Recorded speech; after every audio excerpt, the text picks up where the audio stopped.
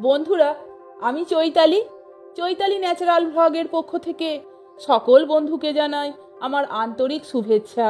বন্ধুরা, আজও আমি শ্রী শ্রী মায়ের কথা বলবো।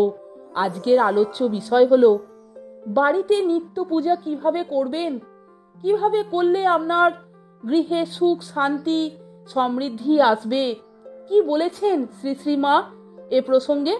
বাড়িতে নিত্য পূজা কিভাবে করবেন, পূজা পদ্ধতি সমস্ত কিছু বিষয়টা আমি এই ভিডিওতে আলোচনা করব। বন্ধুরা, ভিডিওটা আপনারা সম্পূর্ণ দেখুন এবং শুনুন।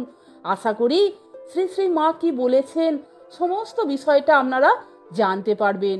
তাহলে শুনুন। শ্রী শ্রী মা বলতেন, বাড়িতে নিত্য পূজা করার জন্য বড় আড়ম্বর বা ব্যয়বহুল জিনিসের প্রয়োজন নেই, বরং ভক্তি ও ভালোবাসা দিয়ে ঈশ্বরের পূজা করাই যথেষ্ট। তিনি আরও বলতেন, প্রতিদিন স্নান করে বা হাত মুখ ধুয়ে পরিষ্কার হয়ে ভক্তি ভরে ঈশ্বরের নাম জপ করে ফুল ফল মিষ্টি ইত্যাদি নিবেদন করে পূজা করা উচিত। পূজার আগে নিজেকে এবং পূজার স্থান উভয়কেই পরিষ্কার পরিচ্ছন্ন করা উচিত। ভক্তি ও শ্রদ্ধা সহকারে ঈশ্বরের নাম জপ করা এবং পূজা করা উচিত। পূজার জন্য খুব বেশি উপকরণ বা জটিল পদ্ধতির প্রয়োজন নেই। ভক্তি ও শ্রদ্ধা থাকলে যে কেউ পূজা করতে পারে। পূজা করার সময় ঈশ্বরের প্রতি মনোযোগ দেওয়া এবং তার কাছে প্রার্থনা করা উচিত। প্রতিদিন ঈশ্বরের নাম জপ করা উচিত।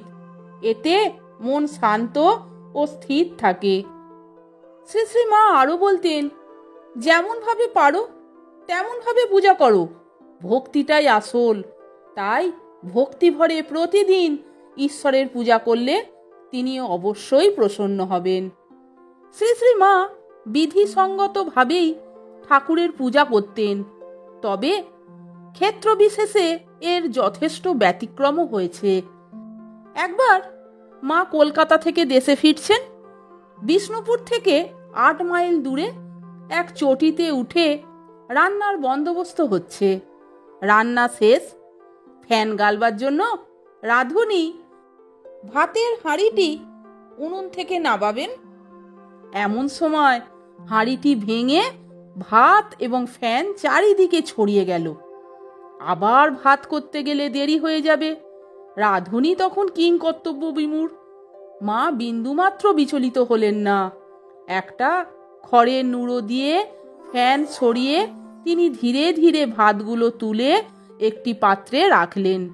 তারপর বাস্ক থেকে শ্রী রামকৃষ্ণের ছবিটি বের করে এক ধারে বসিয়ে একটা শালপাতায় কিছু ভাত ও তরকারি সাজিয়ে হাত জোর করে ঠাকুরের উদ্দেশ্যে বললেন, আজ এই রকমই মেপেছ, শিগগিরই গরম গরম দুটি খেয়ে নাও।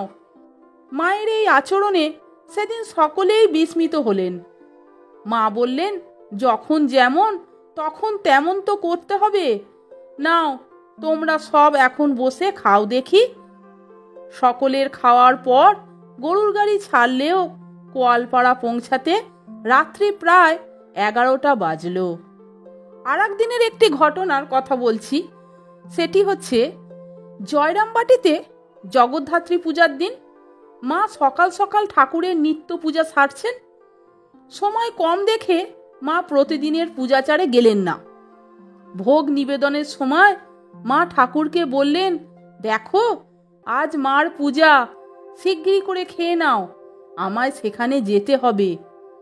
মা তখন নিবেদিতা স্কুলের ভাড়া বোর্ডিং বাড়িতে আছেন। তার সেবার জন্য সরলাবালা দেবীও সেখানে আছেন। একদিন মা তাকে ঠাকুরের ভোগ দিতে বলেন। তিনি ভোগ দেবার মন্ত্রাদি বা পদ্ধতি কিছুই জানেন না। মাকে কথা জানালে মা বললেন, দেখো মা, ঠাকুরকে আপনার ভেবে বলবে, এসো বসো নাও খাও, আর ভাববে তিনি এসেছেন, বসেছেন, খাচ্ছেন। আপনার লোকের কাছে কি মন্ত্রতন্ত্র লাগে? ওসব হচ্ছে যেমন কুটুম এলে তাদের আদর যত্ন করতে হয়, সেই রকম। আপনার লোকের কাছে ওসব ভালো লাগে না। তাকে যেমন ভাবে দেবে তেমনই ভাবে নেবেন।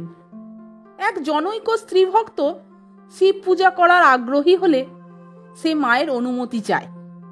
মা বললেন, আমি যে মন্ত্র দিয়েছি তাতেই সব দুর্গা পূজা, কালী পূজা সব ওই মন্ত্রে হয়, তবে কারোর ইচ্ছা হলে শিখে নিয়ে করতে পারে। তোমাদের ওসবের দরকার নেই, ওসব করলেই হাঙ্গামা বাড়ানো। শ্যামাচরণ চক্রবর্তী মায়ের কাছে পুজোর পদ্ধতি শিখতে চান। মা বললেন, যার পুজো করবে তার মূর্তির সামনে বা তার উদ্দেশ্যে উপকরণ রেখে প্রণাম করবে, তাতেই পূজা সিদ্ধ হবে। মায়ের প্রদত্ত এই বিধিতে শ্যামাচরণবাবু সন্তুষ্ট হতে পারেননি। মঠে বাবুরাম মহারাজকে পূজা পদ্ধতি সম্পর্কে প্রশ্ন করলে তিনিও অনুরূপ উত্তর দেন। এক ভক্ত ঠাকুরকে ভোগ নিবেদন করা সম্পর্কে মাকে বলেন যে তিনি পূজা পদ্ধতি মতে ভোগ নিবেদন করার কোনো মন্ত্র জানেন না। এর উত্তরে মা বলেন, পূজা পদ্ধতির অত দরকার নেই, ইষ্ট মন্ত্রতেই সব কাজ হয়। মাকে একজন প্রশ্ন করেন যে শাস্ত্রে তো কত কথা বলে, এ বলেছে ওই, ও বলেছে এই, কার কথা নেব?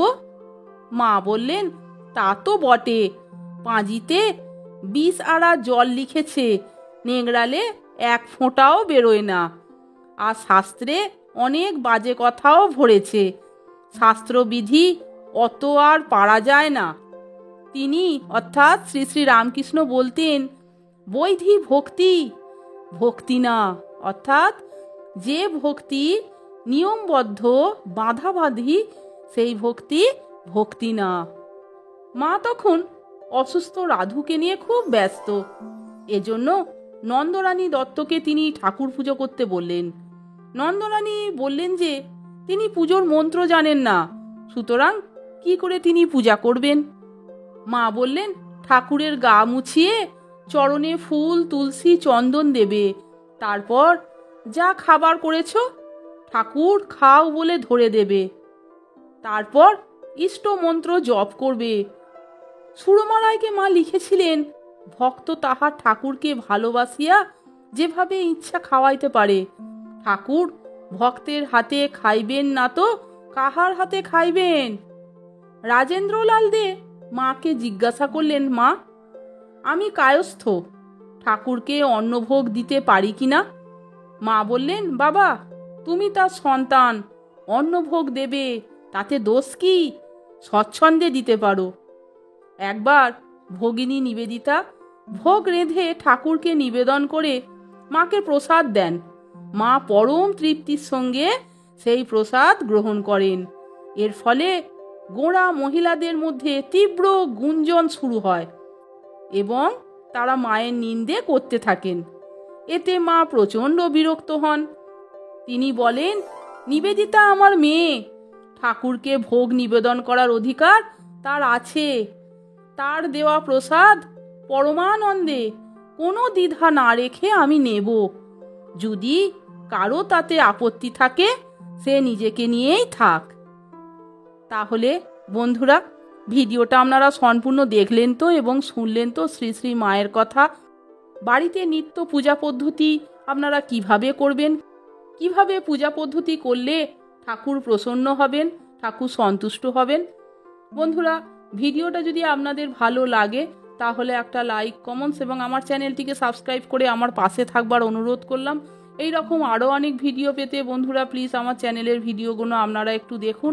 ভালো লাগলে একটা লাইক, কমেন্টস এবং আমার চ্যানেলটিকে সাবস্ক্রাইব করে আমার পাশে থাকবার অনুরোধ করলাম। আপনারা সকলে ভালো থাকবেন, সুস্থ থাকবেন। আমি আবার আসছি পরের দিন অন্য কোনো ভিডিও নিয়ে। ভিডিওটা সম্পূর্ণ দেখার জন্য আপনাদের আমি অসংখ্য ধন্যবাদ জানাচ্ছি। জয় শ্রী শ্রী ঠাকুরের জয়, জয় শ্রী শ্রী মা, জয় মা শারদা, জয় মা জগদ্দম্বা, জয় মা জগজ্জননী, জয় গুরু, জয় গুরু, জয় গুরু।